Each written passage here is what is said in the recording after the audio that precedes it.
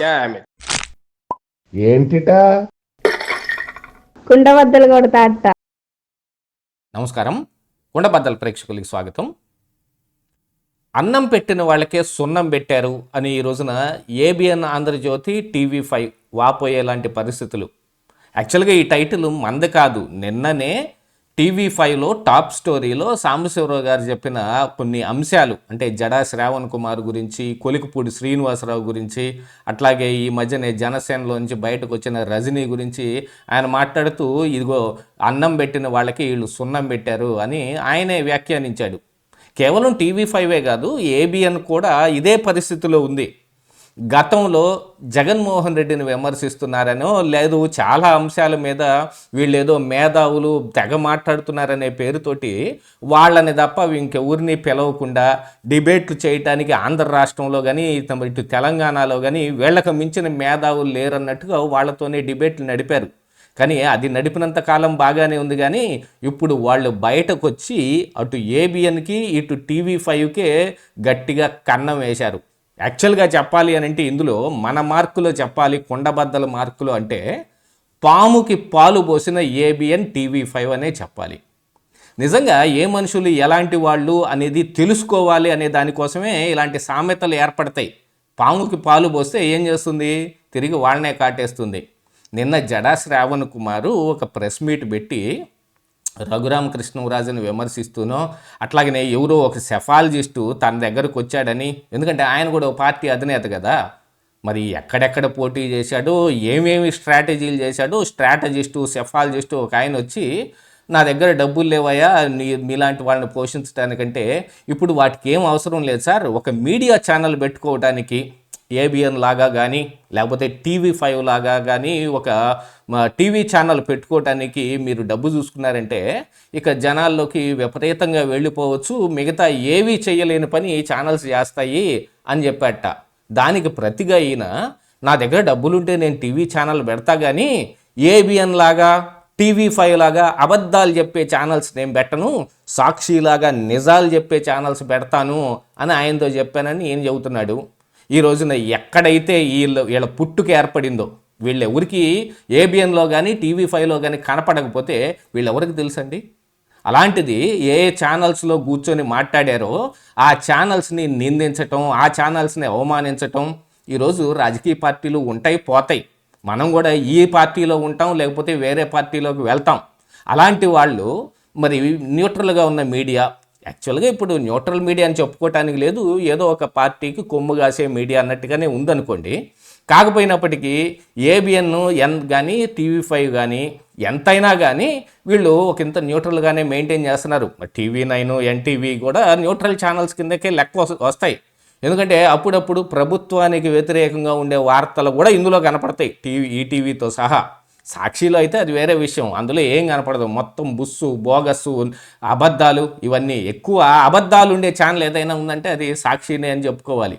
అందుకే కదా వాళ్ళ మీద మొన్ననే హిందాపూర్ హెరిటేజ్ మీద వచ్చిన ఈ కథనాల్లో కానీ బోలే బాబా అనే కంపెనీతోటి అసలు హెరిటేజ్కే వాళ్ళకి లింకులు ఉన్నాయని చెబుతున్న దాంట్లో ఢిల్లీ హైకోర్టులో కేసేస్తే హుటాహుటిన మొత్తం తొలగించుకొని అప్పుడే ఆర్డర్స్ వచ్చాయి.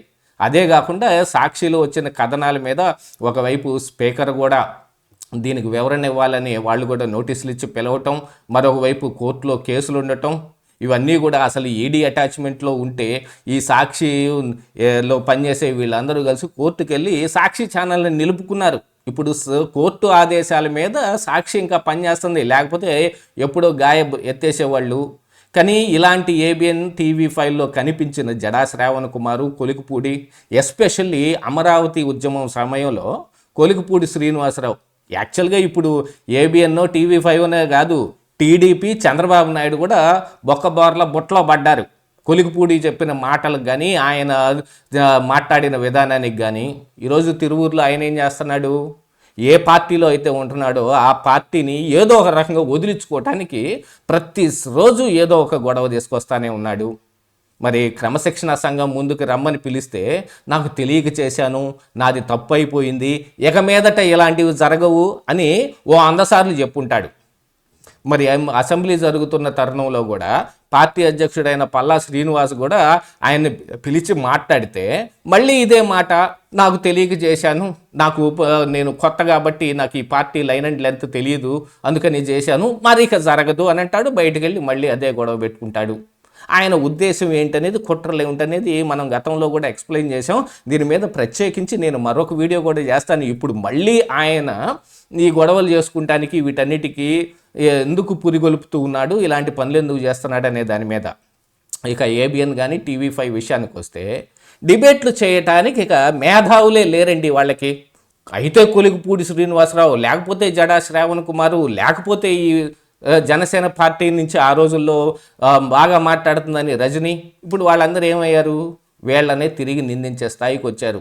యాక్చువల్గా నేను టాప్ స్టోరీలో సాంబశివరావు గారు చెప్పిన దాని ప్రకారంగా చూస్తే జడా శ్రావణ్ కుమార్ని, కొలిగిపూడి లాంటి వాళ్ళందరినీ వాళ్ళు ఇంటికి తీసుకెళ్ళి స్వయాన వాళ్లే దగ్గరుండి వడ్డించి మరీ భోజనాలు పెట్టినా మరి అదే తిన్న కంచంలోనే మూత్రం పోశారనే సామెత చేసినట్టుగా వాళ్ళు ఈ పని చేశారని వాపోతున్నాడు ఈ రోజున సాంబశివరావు.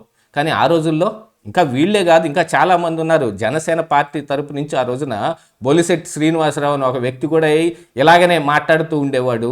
ఆయన ఈరోజు ఎక్కడున్నాడు, పార్టీకి రాజీనామా చేసి ఏదో మరి వాళ్ళకి ఇవ్వాల్సిన పోస్టులు రాలేదనే దానికో, ఏదో కూటమి ధర్మంలో ఇదిగో ఇంత నిష్పత్తిలో సీట్లన్నింటినీ పంచాలి, ఇక్కడున్న నామినేటెడ్ పోస్టులన్నింటినీ పంచాలి అని ఆయన ఏం పోస్ట్ ఆశించాడో తెలీదు.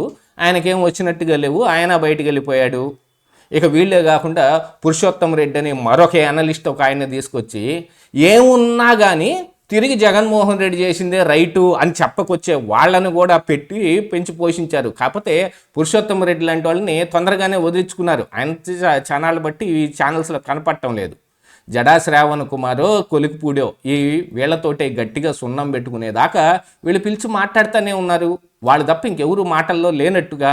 ఇక మిగతా ఆంధ్రదేశం అంతా గొడ్డుపోయినట్టుగా పరిస్థితి తయారై కూర్చుంది. రాజకీయాలు మాట్లాడాలంటే పొద్దున జరిగే డిబేట్లోనూ, మధ్యాహ్నం జరిగే న్యూస్ స్పెషల్ ఐటమ్స్లోనూ, సాయంత్రం జరిగే డిబేట్లోనూ మొత్తం నిండుగా వీళ్ళ దగ్గర అసలు కెమెరా పాతేసినట్టుగా వాళ్ళ ఆఫీసుల్లోనో వాళ్ళ ఇళ్లలోనో ఒక స్టూడియో పెట్టినట్టుగా తయారు చేసి కూర్చున్నారు. చివరికి ఏమైంది, ఏబిఎన్ ఛానల్నో TV5నో ఉపయోగించుకుని వీళ్ళు ప్రజల్లో ఇంత ప్రాచుర్యం తెచ్చుకున్నారో అది మొత్తం వీళ్ళ మీద పెద్ద బండేసి వాళ్ళు వెళ్ళిపోయారు. ఈ రోజున వేరే పార్టీల వైపు వెళ్ళినా కానీ వీళ్ళని ఎందుకు అనాల్సిన పరిస్థితి ఉంది. రాజకీయంగా విమర్శించదలుచుకుంటే జగన్మోహన్ రెడ్డిని అప్పుడు విమర్శించినట్టుగా ఇప్పుడు చంద్రబాబు నాయుడు విమర్శించవచ్చు. మధ్యలో టీవీ ఛానల్స్ ఏం చేసినాయి, ఎందుకు అనంటే ఇదిగో ఇలాగనే వాళ్ళు పైకి వెళ్ళటానికి నిచ్చెనేస్తే వాళ్ళు పైకి ఎక్కిన తర్వాత నిచ్చెన దన్నేశారు. పాముకు పాలు పోసినట్టుగా ఈ 2 ఛానల్స్ పరిస్థితి అయింది. ఇక మీదటినైనా కూడా జాగ్రత్తగా ఎవరిని మాట్లాడించుకోవాలి, ఎవరితో మాట్లాడించుకోకూడదని తెలుసుకొని మలసలుకుంటే వాళ్ళకు కూడా మంచిగా ఉంటుంది. ఈ రోజులాగా వచ్చిన పరిస్థితి రాకుండా. ఇదే ఈరోజు కుండబద్దలు.